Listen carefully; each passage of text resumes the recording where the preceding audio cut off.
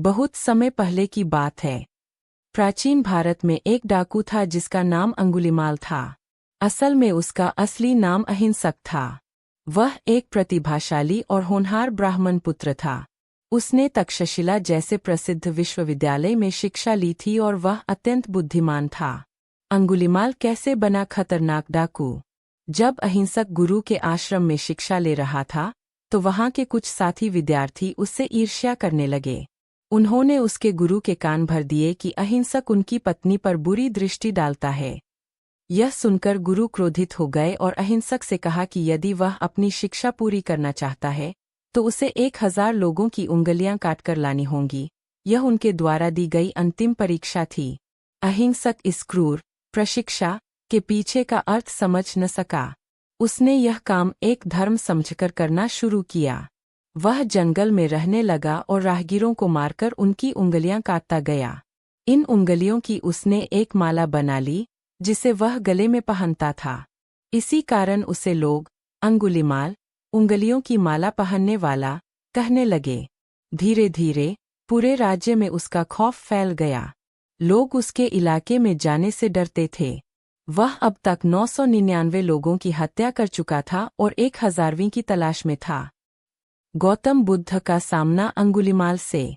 एक दिन गौतम बुद्ध उसी रास्ते से गुजर रहे थे जहां अंगुलीमाल रहता था। लोगों ने उन्हें चेतावनी दी कि वह रास्ता बहुत खतरनाक है, लेकिन बुद्ध शांत भाव से आगे बढ़ते रहे।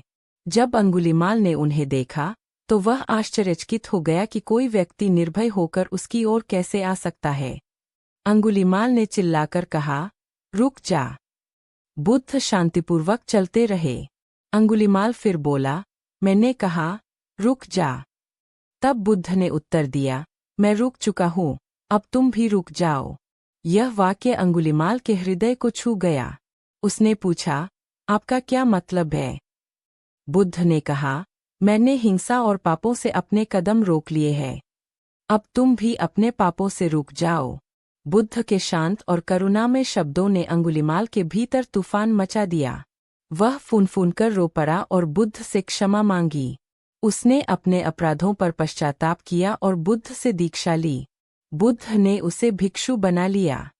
के बाद अंगुलीमाल ने पूरी तरह से अपने जीवन में परिवर्तन कर लिया।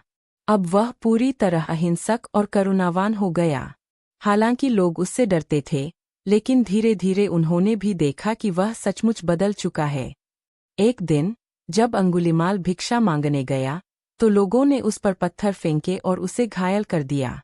वह लहूलुहान होकर बुद्ध के पास पहुंचा और कहा, भंते, मैंने तो अब किसी को नुकसान नहीं पहुंचाया, फिर भी लोग मुझसे नफरत करते हैं। बुद्ध ने शांत होकर कहा, कर्म कभी नष्ट नहीं होते, अंगुलीमाल। लेकिन तुम अब एक नए मार्ग पर हो। धैर्य रखो, तुम्हारा प्रायश्चित तुम्हें शुद्ध करेगा। अंततः अंगुलीमाल ने गहन ध्यान और तपस्या के माध्यम से निर्वाण प्राप्त कर लिया। यह कहानी न केवल बुद्ध की करुणा को दर्शाती है, बल्कि यह भी सिखाती है कि दुनिया में कोई भी इतना बुरा नहीं होता जिसे बदला न जा सके।